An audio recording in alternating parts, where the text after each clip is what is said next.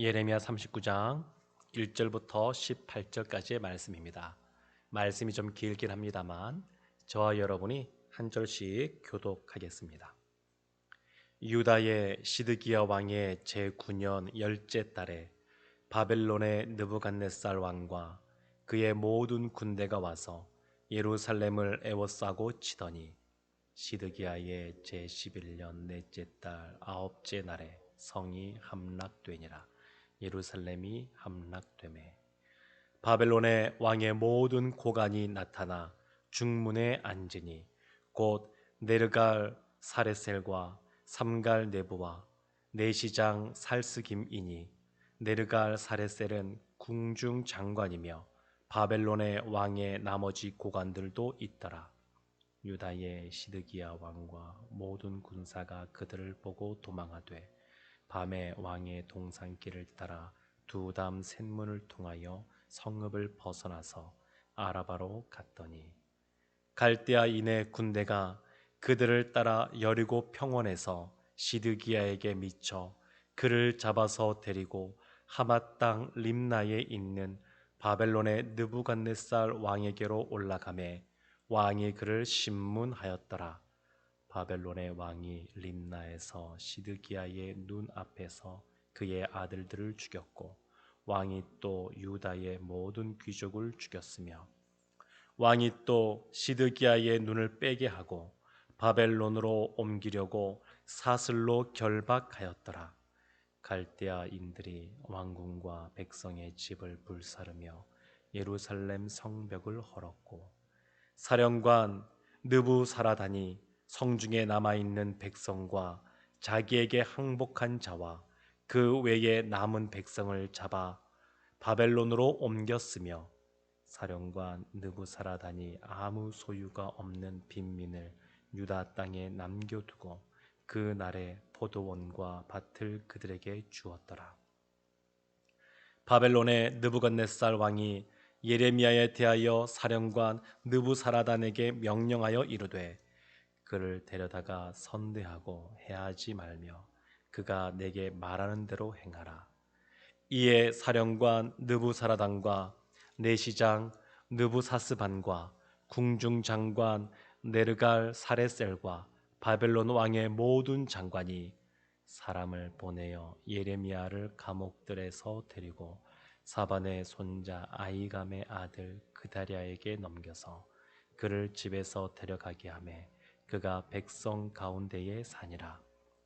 예레미야가 감옥들에 갇혔을 때에 여호와의 말씀이 그에게 임하니라. 이르시되 너는 가서 굿수인 에벤멜렉에게 말하기를 만군의 여호와 이스라엘의 하나님의 말씀에 내가 이 성에 재난을 내리고 복을 내리지 아니하리라 한 나의 말이 그 날에 내 눈앞에 이루리라. 여호와의 말씀이니라. 내가 그 날에 너를 구원하리니 내가 그 두려워하는 사람들의 손에 넘겨지지 아니하리라. 내가 반드시 너를 구원할 것인즉 내가 칼에 죽지 아니하고 내가 노량물같이 내 목숨을 얻을 것이니 이는 내가 나를 믿었음이라. 여호와의 말씀이니라 하시더라. 아멘.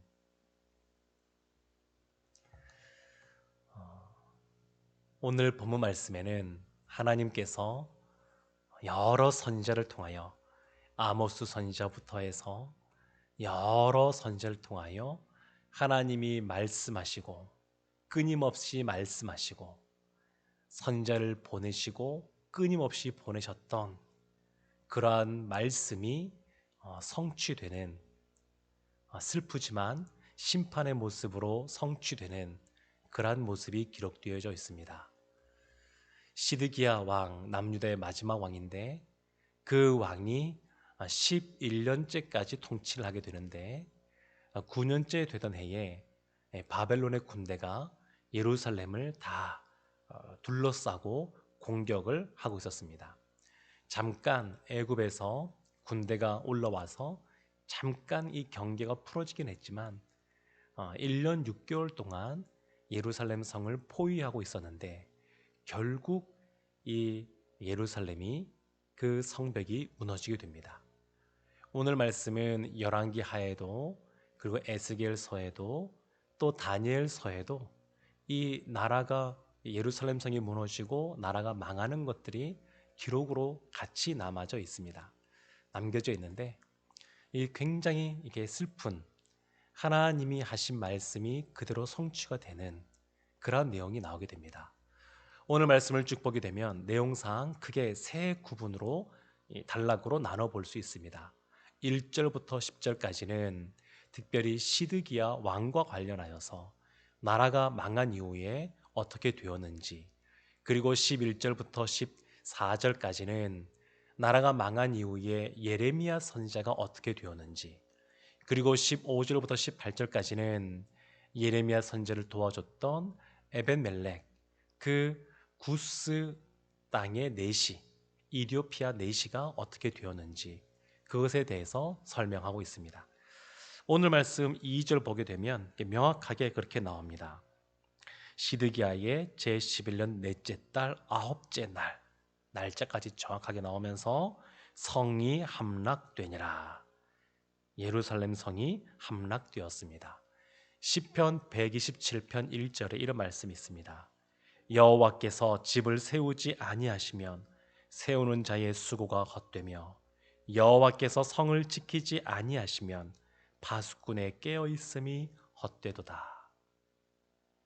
한 나라뿐만 아니라 한 가정도 마찬가지인데 하나님께서 파수꾼을 세워주시고 하나님께서 지켜주셔야 그 가정이 안전하고 또 그 나라, 또 그 공동체가 보호받는 것을 볼 수 있습니다.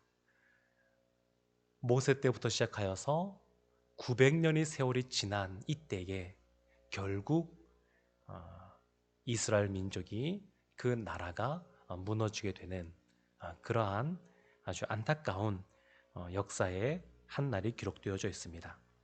3절 말씀에 바벨론 왕이 이렇게 행합니다. 바벨론의 왕의 모든 고관이 나타나 중문에 앉으니.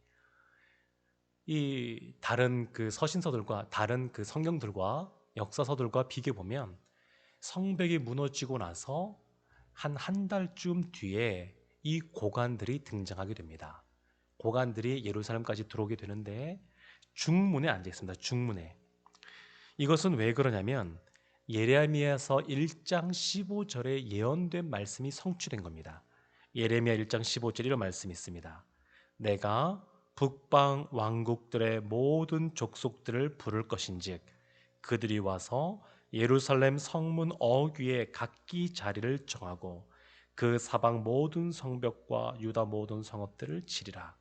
여호와의 말이니라. 하나님이 이미 예레미야 선지자가 수십 년 전부터, 오래 전부터 하나님의 말씀을 예언하게 되는데 그때 이미 말씀하신 것이 성취되게 하신 겁니다. 이 중문이라고 하는 핵심이 되는 그 곳에 바벨론의 고관들이 딱 자리 잡을 것에 대해서 이미 예언하셨는데 하나님의 말씀대로, 여호와의 말씀대로 이루어지는 것을 볼 수 있습니다. 4절 말씀에 보게 되면 이 시드기야 왕이 어떻게 행했는지가 나오는데 4절에 이렇게 나와 있습니다. 유다의 시드기야 왕과 모든 군사가 그들을 보고 도망하되 밤에 왕의 동산길을 따라 두담 셋문을 통하여 성읍을 벗어나서 아라바로 갔더니, 이게 무슨 말이냐면 이제 바벨론이 예루살렘 성이 이 고지에 있거든요. 그래서 그것을 넘기 위해서 그 옆에 토성, 흙을 또 쌓아서 이렇게 공격하고 납니다. 이 예전에 보게 되면 그렇게 많이 싸웠었거든요. 삼국지 이런 거 보더라도 그런 식의 많이 싸움들이 있습니다. 그런데 이제 성이 함락되기 며칠 전에 이 시드기야 왕이 예루살렘 성에 있는 자기 백성들을 버리고 자기를 호위하는 군사들과 함께 비밀 통로 샘문으로 도망을 치는 겁니다. 임진왜란 때 이 조선의 많은 그러한 백성들이 고통 가운데 거할 때 이 선조가 또 의주까지 이렇게 피신을 하게 되는데 마치 그것과 비슷하지 않나 싶기도 합니다. 하여튼 이 시드기야 왕이 나라가 멸망하기 며칠 전에 이미 도망을 치게 됩니다. 근데 잘 도망을 치면 되는데 그러지 못하고 또한 잡히게 됩니다. 그래서 여리고가 있는 그 평원에서 이 바벨론의 군대에 사로잡히는 모습을 볼 수가 있습니다. 그리고 6절 말씀 보게 되면 이런 말씀이 있습니다. 바벨론의 왕이 림나에서 시드기야의 눈앞에서 그의 아들들을 죽였고 왕이 또 유다의 모든 귀족을 죽였으며 7절에 왕이 또 시드기야의 눈을 빼게 하고 바벨론으로 옮기려고 사슬로 결박하였더라. 바벨론 그 제국이 오늘날로 말하면 이라크에 있는 그러한 수도가 거기에 있는데, 그런데 이 바벨론의 왕이 오늘날로 말하면 시리아, 이 당시에는 아람이라고 하는 나라에 그 림나라는 곳까지 오게 되었고 이 시드기야가 거기까지 사로잡혀 갔습니다. 사로잡혀 가서 어떤 일을 겪게 되냐면 첫 번째가 뭐냐면 시드기야 눈 앞에서 그 왕이 그의 아들들을 죽였습니다. 우리가 어제 봤던 이 앞부분을 보게 되면 예레미야 38장 보게 되면 하나님께서 시드기야에게 항복하면 당신도 살고 당신 가족도 살고 예루살렘도 온전하게 된다, 이렇게 말을 했었는데 시드기야가 항복하지 않으면서 결국 그의 가족인 두 아들이 시드기야가 보는 앞에서 눈앞에서 죽게 되고 또 신하들도 죽게 되고 그리고 그의 두 눈이 뽑히게 됩니다. 사람이 너무 이 고통스러우면 눈에서 피눈물이 흐른다고 그러는데 시드기야는 이 두 눈이 뽑혀가지고 피눈물이 흐르는 그러한 고초를 당하게 됩니다. 오늘날에는 뭐 트라우마 이런 말도 있지 않습니까? 시드기야가 눈 뜨고 본 마지막이 뭐냐면 자신의 두 아들이 죽임을 당하는 겁니다. 그것도 너무너무 비참한데, 근데 이 시드기야의 위치를 생각해보게 되면 시드기야는 왕입니다. 자신의 백성들이 그렇게 많이 죽임을 당하는 것을 보고 그리고 그들을 또 내버려 두고 도망쳤던 이 시드기야, 참 이 마음이 참 여러 가지로 안타깝습니다. 시드기야를 보게 되면 하나님이 말씀하신 대로 순종했으면 하나님께서 마지막까지 시드기야를 살 수 있는 길을 열어주셨는데 끝내 그것을 거부하니까 결국 이와 같은 비참한 상황 속에 처하게 됩니다. 하나님의 말씀은 그냥 짝이 있습니다. 하나님 말씀은 짝이 있습니다. 하나님 말씀이 선포가 되면 성취가 됩니다. 성취가 됩니다. 그래서 이사야서 34장 16절에 이런 말씀이 있습니다. 너희는 여호와의 책에서 찾아 읽어보라. 이것들 가운데서 빠진 것이 하나도 없고 제 짝이 없는 것이 없으리니 이는 여호와의 입이 이를 명령하셨고 그의 영이 이것들을 모으셨음이라. 하나님의 말씀은 그냥 공허하게 공중 가운데 흩어지는 말씀들이 아닙니다. 하나님의 말씀은 온 우주 만물도 하나님의 말씀으로 창조하셨고 하나님의 말씀은 그대로 성취가 되어지게 됩니다. 그렇지만 하나님이 얼마나 우리를 사랑하시는지, 인애가 크신 분이신지 지속적으로 계속해서 기회를 주십니다. 앞뒤 좌우 꽉꽉 막힌 것 같고 도저히 살아갈 방법이 없는 것 같고 도저히 길이 없는 것 같아도 하나님께서는 그 길들을 열어주십니다. 이스라엘이 요단강을 건너서 여리고성을 정복할 때에 그들이 이미 다 소문을 들어서 알고 있었습니다. 하나님의 사람들, 하나님 그 애굽을 징계하신 그 신, 이스라엘의 신이 우리 가운데 온다. 그래서 그들이 두렵고 떨리는 마음으로 있었습니다.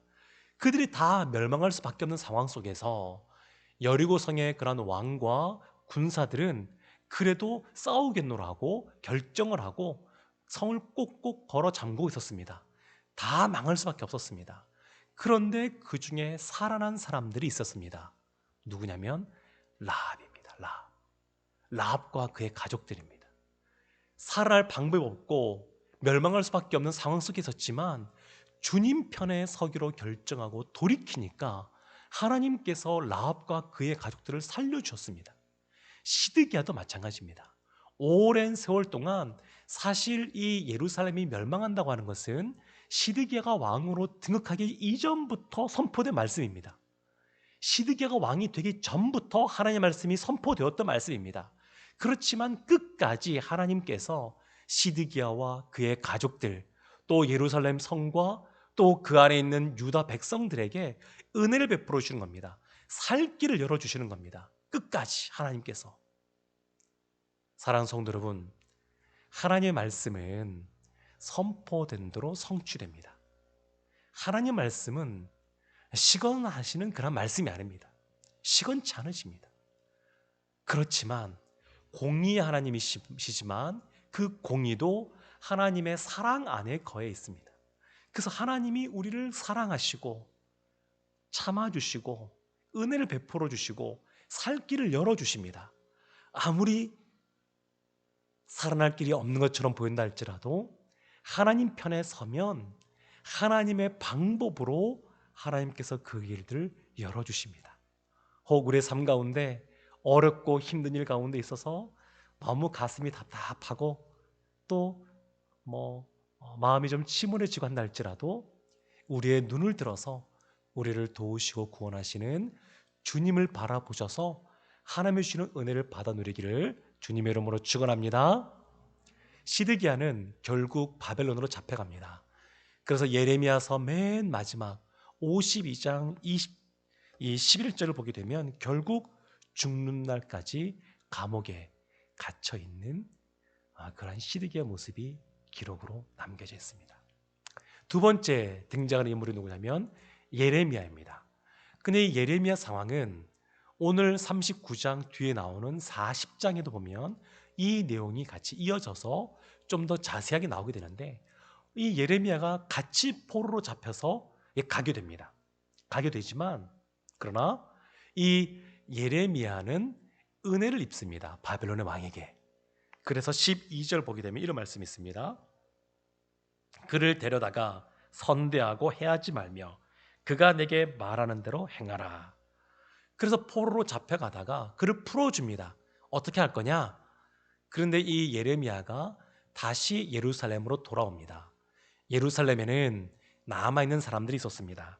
10절 말씀 보면 이런 말씀이 있습니다. 사령관 느부사라단이 아무 소유가 없는 빈민을 유다 땅에 남겨두고 그날의 포도원과 밭을 그들에게 주었더라.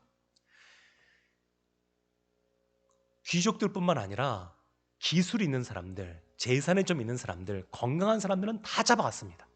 포로로 다 잡아갔는데 남겨둔 사람들이 있었습니다. 그 사람들이 누구냐면 아무 소유도 없는 사람들, 빈자인 사람들을 남겨두었습니다. 그리고 그렇게 건강하지 못한 사람들, 이런 사람들을 예루살렘에 남겨두었습니다. 이것은 그들에게 단순히 은혜를 베푼 것이 아니라 오늘날도 그렇지만 예전 고대 때도 이 제국이 통치하는 그러한 통치술이라고 할 수 있습니다. 생각해 보십시오. 예루살렘에서 원래 유다 땅에서 그냥 지식이 있고 배운 사람이고 재산도 있고 기술도 있고 기반도 있는 사람들이 있다 보니까 그들 밑에서 가난하고 힘들게 살아가는 사람들이 있었습니다. 그런데 이 위에 있던 사람들을 다 잡아가고 이 가난한 사람들에게 땅도 무상으로 나눠주고 그들은 잡아가지도 않고 여기 있으라 그러고 그들 입장에서는 바벨론 왕에게 은혜를 입은 겁니다. 이런 사람들은 반란을 일으키지 않을 것이다 라고 이 제국에 있는 사람들이 생각을 한 겁니다. 그래서 그들에게 땅도 주고 그 땅에서 또한 소출을 거두면 그것이 세금으로 들어오게 되니까 일석이조입니다. 반란을 일으킬 것 같지도 않고 그 다음에 또 소출도 늘어나게 되고 나중에 보게 되면 또한 반란을 일으키는 장면이 나오긴 합니다만 하여튼 제국 입장에서는 그렇게 그들을 행했습니다. 근데 이 남아있는 사람들에 대한 안타까움이 예레미야에게 있었습니다. 그래서 예레미야가 바벨론으로 가지 않고 바벨론은 예레미야를 선대했지만 가지 않고 다시 남아있는 그들을 위하여 예루살렘으로 돌아오게 됩니다. 이 예레미야 삶을 보게 되면 참 사명에 붙들림 받은 그런 삶을 살아가는 사람이었습니다. 근데 우리가 사명자 그러면 늘 기쁘고 즐거울 것만 같은데 예레미야 삶을 보게 되면 예레미야가 눈물의 선지 아니겠습니까? 이 참 많이 가슴이 아팠을 것 같습니다. 나라가 망한다고 예언하는 것도 자신이 사랑하는 나라, 사랑하는 민족, 가족들, 뭐 어찌 마음이 가볍고 기쁠 수 있겠습니까? 그리고 나라가 망하고 포로로 잡혀갔는데 본인은 잡혀가지 않고 다시 돌아왔지만 이 남아서 여전히 힘들게 살아가는 이 사람들을 바라보면서 어찌 마음이 편하겠습니까? 그럼에도 불구하고 하나님은 예레미야에게 사명을 주셨고 그 사명을 다하는 그날까지 이 땅에서 삶을 살게 하십니다. 우리 마음 같아서는 이 땅과 비교할 수 없는 하나님 나라, 그 천국에 빨리 갔으면 좋겠다라고 마음먹을 수 있는데 그 하나님께서는 그렇지 않고 여전히 이 땅에서 하나님 나라의 확장을 위하여 해야 될 일이 있으면 때로는 어렵고 힘든 시간이어도 하나님을 사랑하고 하나님의 뜻대로 행하는 순종하는 사람이란다 할지라도 이 땅에서 그 사명을 다하는 날까지 있게 하십니다. 세 번째 인물은 누구냐면 에베멜렉입니다. 에베멜렉은 16절에 보면 이런 말씀이 있습니다. 하반절에 나의 말이 그날에 내 눈앞에 이루리라. 그러면서 18절에 나는 반드시 너를 구원할 것인즉 내가 칼에 죽지 아니하고 내가 노량물같이 내 목숨을 얻을 것이니 이는 내가 나를 믿었음이라. 여호와의 말씀이니라.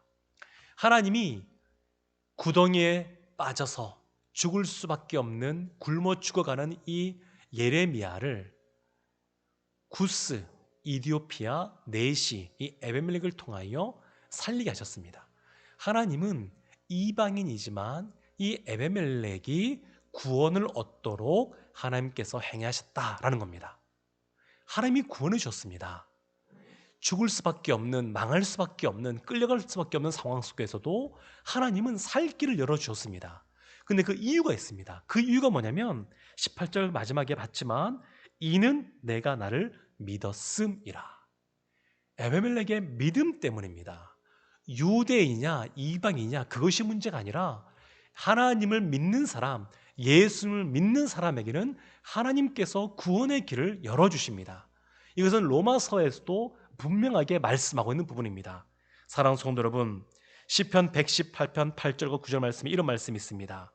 여호와께 피하는 것이 사람을 신뢰하는 것보다 나으며 여호와께 피하는 것이 고관들을 신뢰하는 것보다 낫도다. 아멘. 여호와께 피하는 사람, 당장 우리 눈에는 현실의 삶이 변하지 않는 것 같지만 하나님께 피하면 하나님께서 그 믿음을 보시고 우리의 순종하는 모습을 보시고 우리에게 하나님께서 복을 내려주실 줄로 믿습니다. 구원을 베풀어 주실 줄로 믿습니다. 이라는 은혜가 우리에게, 우리의 사랑하는 가족과 우리의 가정과 우리 공동체에게 흘러넘치기를 주님의 이름으로 축원합니다. 아멘. 기도하겠습니다.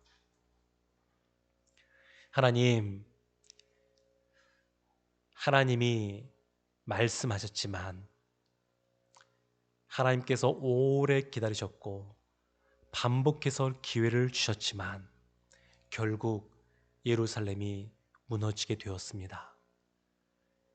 유대인들은 하나님의 성전이 있는 이 예루살렘이 무너질 리가 없다.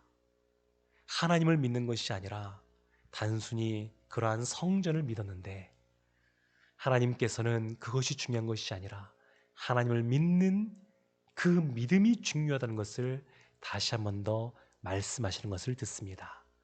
하나님, 우리도 이 말씀, 오늘 말씀 기억하면서 하나님을 향하여 우리의 마음밭이 늘 착하고 좋은 마음 되게 하여 주옵시고 말씀이 들려질 때마다 말씀이 깨달아지며 말씀대로 순종하고자 하는 그러한 결단들이 있게 하여 주시옵소서. 아무리 어렵고 힘든 그러한 모습이 있단다 할지라도 추석 명절을 맞이하여 혹시 가족들끼리 모였을 때에 결코 아름다운 모습이 아닌 모습이 드러난다 할지라도 하나님을 향한 믿음을 갖고 주님을 바라보고 주님 안에서 소망을 품을 수 있는 저희 모두가 되게 하여 주시옵소서. 그래야 하나님께서 구원해 주시고 은혜 베풀어 주시고 살 길을 열어 주시는 그러한 하나님의 돕는 손길을 다 경험하게 하여 주시옵소서. 그리고 예레미야가 그랬던 것처럼 끝까지 사명을 감당하는 우리 모두가 되게 하여 주시옵소서. 하나님 나라의 확장 가운데 쓰임받는 저희들 되게 해주셔서 나중에 하나님께 잘했다, 착하고 충성된 종아, 칭찬 듣는 우리 모두가 되게 하여 주옵소서. 예수님의 이름으로 기도합니다. 아멘.